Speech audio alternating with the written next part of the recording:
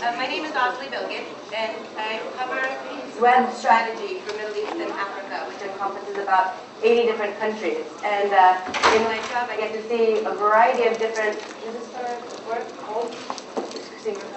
So I'm hoping not to show anything PowerPoint at all, except for this slide, and stay primarily inside the browser, inside of demos. I think this is cutting it. No? Okay. And so, anyway, in my role, I get to see a variety of different applications that are created through our developer community, our designer community. Just a quick question.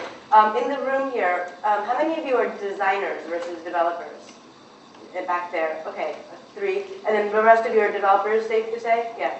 Okay, so what I want to do is, then I'll focus more on the development side.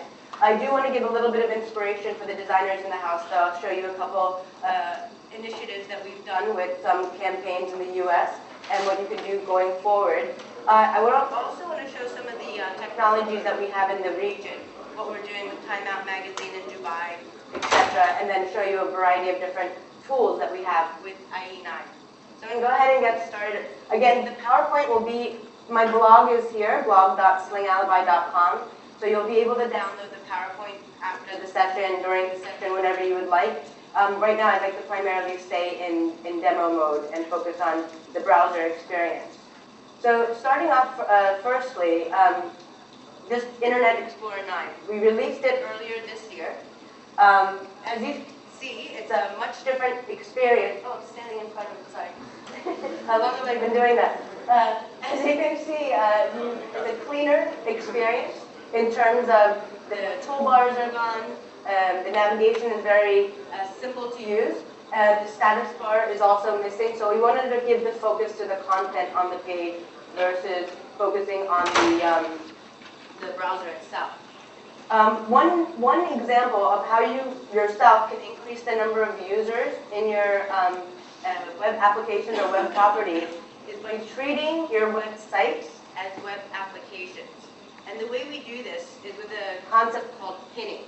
If you're familiar with Windows 7, we have jump lists, which allow you to take an application, for example, the Windows Media Player, and immediately jump to different tasks, whether it's resuming the previous list, playing all music, playing frequent videos, etc.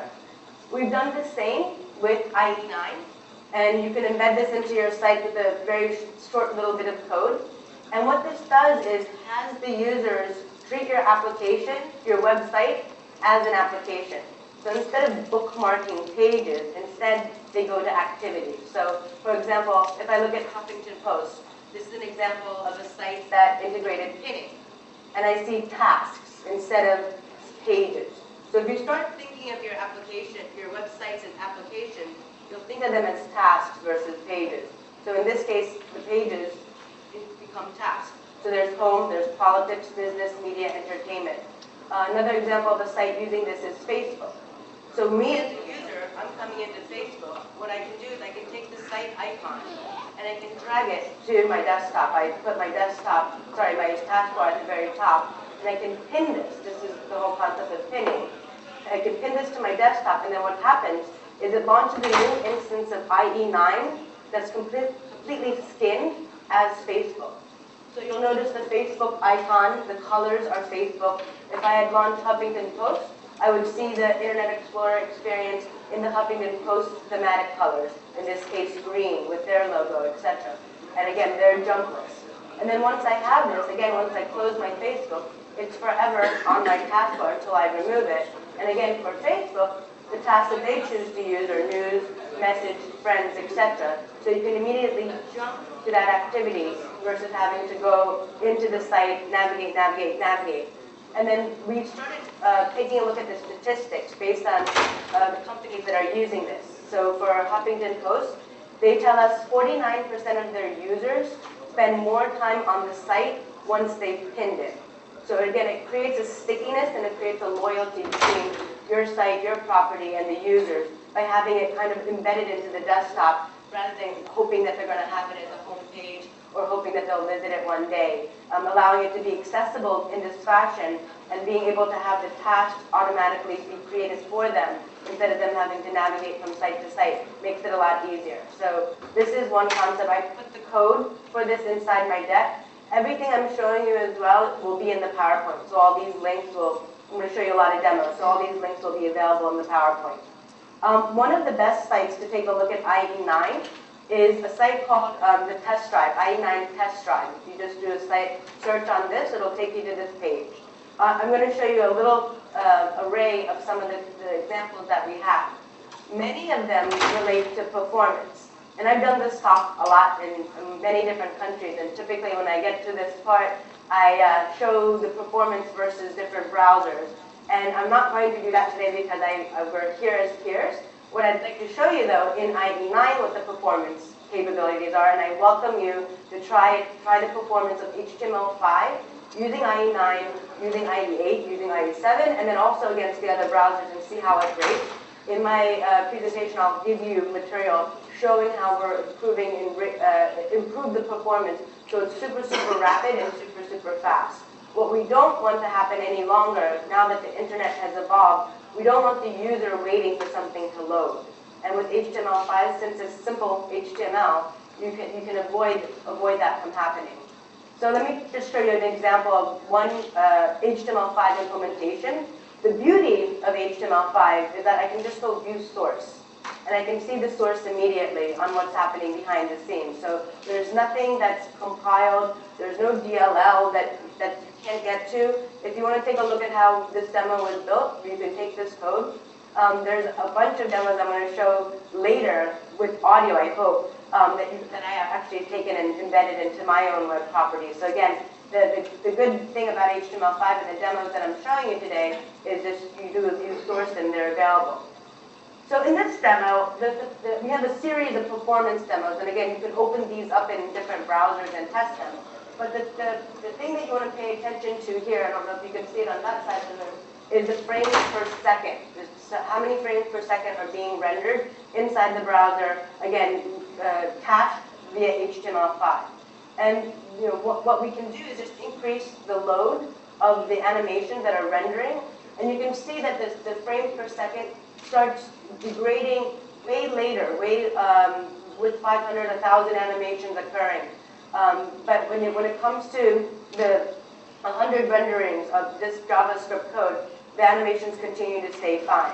I welcome you to take a look at this in other browsers. What you're going to see in other scenarios, which you won't see in IE9, is the fact that we've taken the JavaScript rendering and we're putting it to run asynchronously behind the scenes using an engine we codenamed Chakra.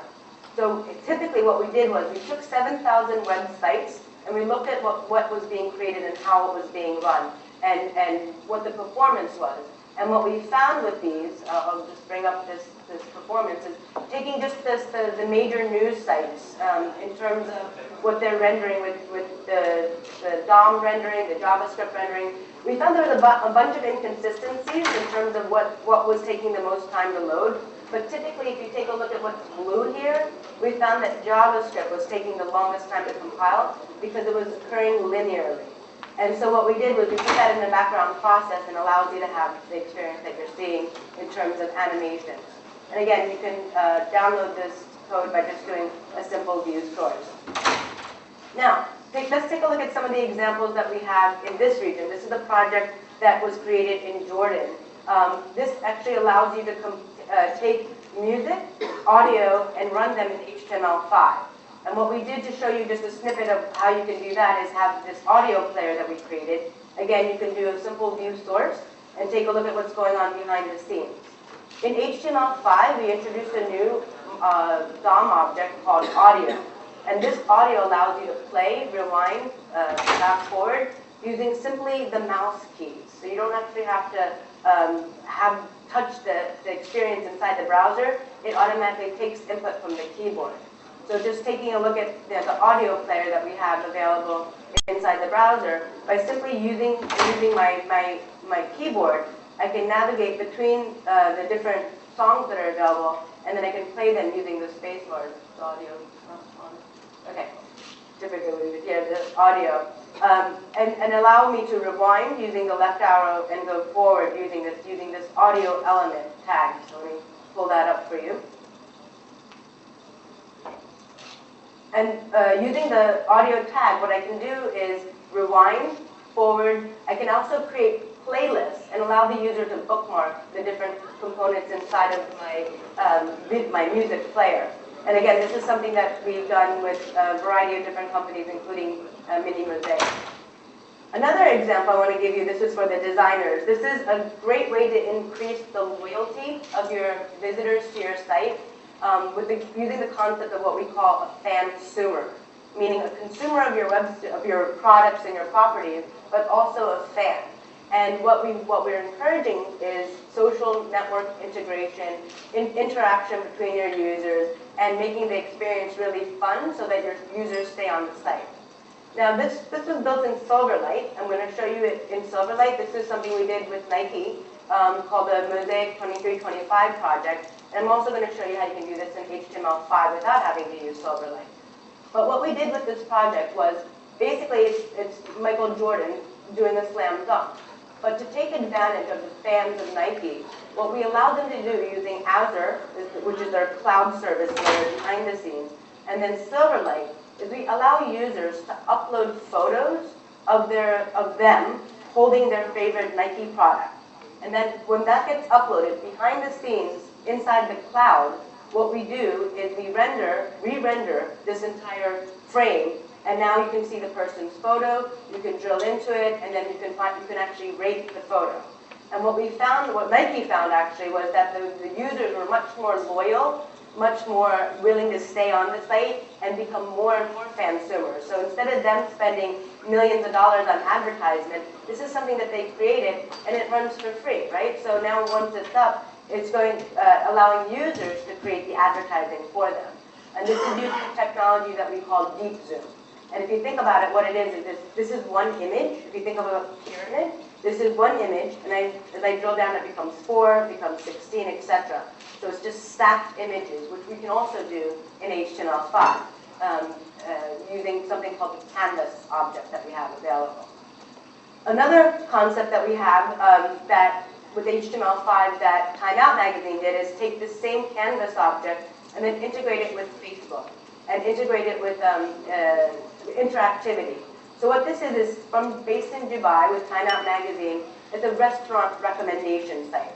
And it's using gratuitous use of animation using the canvas object. But what it's also doing is allowing me to basically select different restaurant cuisines in specific locations and allow me to build a list. And then once I build this list, again, there's interactivity, because once I say I've been there, I'm allowed to say how I liked it. And once I liked it, because I've already allowed this application to trust Facebook, now it'll show up on my Facebook as a like. That I like this, I've been there, I put a smiley face, and now automatically Time Out gets the benefits of Facebook. Another example that I can show you is with Bing. Actually, today I'm going to show this, is Bing integration. If you take a look at Bing, which is our search engine, and you do a search, let's say, for Windows Phone 7, what typically happens, you would expect that it's going to be a Microsoft property that comes to the top, but typically it's going to be a news site or a blog or somebody that's very clever with search engine optimization, and their sites bubble to the top. And you'll see that you're not necessarily getting the results that you wanted, and because of SEO's power, it's actually bringing up things that maybe that's not what you were expecting. Using this integration, which was what we did with Time Out Magazine, and the agreement that we have with Facebook and Bing, we announced this partnership about, I think, 2 months ago, is that when you do a search on Bing, it will show you the results of what your friends liked, not just what the SEO companies tell you that you should like. So now, with this say if I search for this restaurant on Windows Phone 7, I will see the YouTube videos, the status updates, the photos, the information that are posted by my Facebook friends. And this, for me especially, is much more relevant than what the search engine optimization companies are telling me that should be relevant. Another innovation that we have with HTML5 is with the processing of video and the processing of graphics. Typically, graphics are used as images, whether it's JPEGs or bitmaps. And in this example, it's a tweet cloud. This is live. It's actually, I'm typing in ArabNet, and it brings back in tweet clouds what's being said about it. And the bigger the cloud, the more often that word is being used. But that's not really the point of the demo. The point of the demo is to look at the fact of using images versus vector-based rendering. Vector-based rendering, although a little more complex, we have tools that allow you to generate really nice graphics. And what it does is it uses a formula to create the graphics instead of loading up an image. And what happens is, here in this case, I'm looking at an image of the clouds. And as I zoom in, you can see that it's starting to lose the detail and it's getting very pixelated. This is because it's using an image, and at one point, it's going to start losing the fidelity that it could have with rendering at such a close zoom. But if I use vector-based graphics, you can see how much more crisper and cleaner my image is, and the fact that I can zoom in further and further. This is because the formula is calculating my graphics versus an image being zoomed. And this, again, you can use our free tools that we have at Microsoft to create images using vector graphics versus uploading images. And it'll make the experience much more richer for your users, especially if you have scanned objects that you want to show to them, whether it's printing or images or OCR type text that hasn't been converted into a text format, you can use vector graphics for.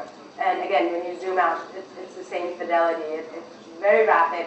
Using HTML5, the page doesn't have to reload. And again, as I said before, you can always take a look at the source on how this was generated and generate it yourself.